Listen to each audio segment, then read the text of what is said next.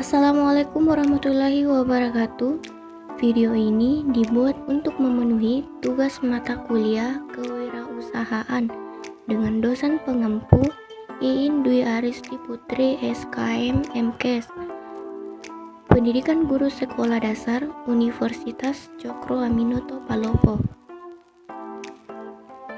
Kami dari kelompok 7 yang beranggotakan 5 orang, yaitu ada Devi, ada Gita Siapa, ada Salina dan Dupa, ada Nur Eni Sulistia, dan ada Musniati S. Adapun materi yang akan kami bahas pada video ini yaitu tentang etika wirausaha yang mencakup tentang pengertian etika, faktor yang mempengaruhi etika, keuntungan menjaga etika, konsumerisme, dan masalah polusi. Pengertian etika. Etika bisnis adalah tindakan yang dilakukan dalam kegiatan bisnis dengan tidak menyalahi aturan organisasi dan masyarakat. Dalam etika bisnis, setiap kegiatan harus dalam keadaan wajar dan sesuai dengan norma dan etika yang berlaku. Muslis, etika bisnis dapat diartikan sebagai pengetahuan tentang tata cara ideal pengaturan dan pengelolaan bisnis yang memperhatikan nama dan moralitas yang berlaku secara universal dan secara ekonomi atau sosial, dan pengeterapan norma dan moralitas ini menunjang maksud dan tujuan kegiatan bisnis. Faktor-faktor yang mempengaruhi etika. Yang pertama, perbedaan budaya. Budaya bisnis di Indonesia dengan negara lain tentu akan berbeda karena semua negara atau tempat mempunyai cara atau budaya tersendiri dalam membangun sebuah bisnis. Yang kedua, pengetahuan. Semakin banyak pengetahuan, semakin banyak pengalaman. Tentu sangat berpengaruh pada cara seseorang beretika atau berperilaku. Yang ketiga, perilaku organisasi. Perbedaan antara perusahaan dalam menumbuhkan kesadaran karyawannya tentu akan sangat berpengaruh terhadap etika karyawannya pula.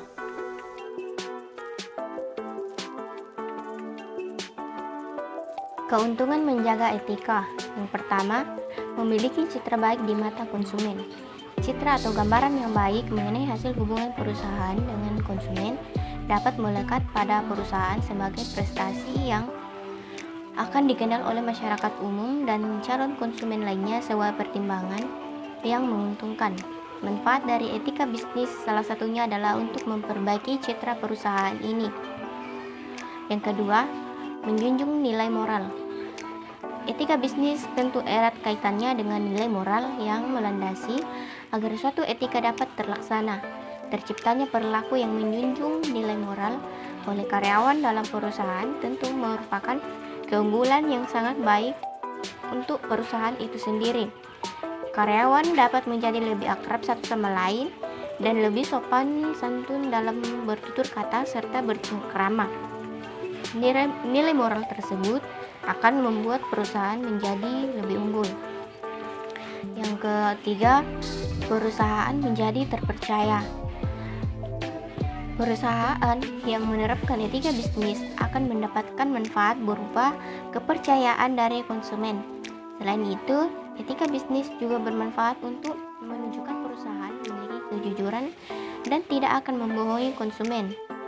Kepercayaan pun menjadi semakin meningkat karena perusahaan dinilai sangat loyal dalam menjalankan bisnis. Yang keempat, memperhatikan kepentingan bersama. Terlaksananya etika bisnis dalam perusahaan akan menyebabkan kepentingan bersama lebih didahulukan daripada kepentingan individu atau golongan. Hal ini adalah salah satu manfaat dari etika bisnis yang paling besar yang mungkin tidak akan pernah dimiliki suatu perusahaan jika tidak menerapkan etika bisnis secara permanen. Kepentingan individu atau golongan tertentu dalam suatu perusahaan seringkali menjadi fokus utama. Hal ini merupakan kebiasaan yang harus ditinggalkan karena perusahaan bukan hanya berjalan untuk memenuhi keinginan dari petinggi tetapi juga kebutuhan seluruh karyawan.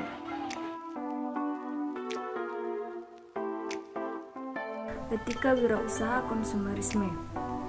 Perilaku konsumerisme merupakan fenomena yang tidak dapat dihindari seiring dengan kemajuan modernisme. Manusia dengan perilaku konsumerisme tidak lagi melakukan kegiatan konsumsi karena pemenuhan kebutuhan dasar, melainkan keinginan yang ditimbulkan oleh mesin hasrat. Pandangan etika Arthur Schopenhauer tentang penyangkalan kehendak dapat dijadikan alternatif untuk mengendalikan perilaku konsumerisme. Terima kasih. Masalah polusi. Nah, di mana kita ketahui tentang masalah polusi itu yang pertama pengertian pencemaran udara. Nah, pencemaran udara adalah suatu kondisi di mana udara menjadi rusak dan terkontaminasi oleh zat-zat baik yang tidak berbahaya maupun yang membahayakan kesehatan tubuh manusia. Pencemaran udara biasanya terjadi di kota-kota besar dan juga daerah padat industri yang menghasilkan gas-gas yang mengandung zat di atas batas kewajaran. Dampak pencemaran udara yang pertama ini penipisan ozon, yang kedua pemanasan global atau global warming, ketiga penyakit pernapasan misalnya jantung, paru-paru, dan tenggorokan. Nah, terganggunya fungsi reproduksi, stres, dan penurunan tingkat produktivitas. Nah, kesehatan dan penurunan kemampuan mental anak-anak, penurunan tingkat kecerdasan atau IQ anak-anak. Nah, cara penanggulannya itu untuk dapat menanggulangi terjadinya pencemaran udara dapat dilakukan beberapa usaha, antara lain mengganti bahan bakar kendaraan bermotor dengan bahan bakar yang tidak menghasilkan gas karbon monodioksida, dan diusahakan pula agar pembakaran yang terjadi berlangsung secara sempurna.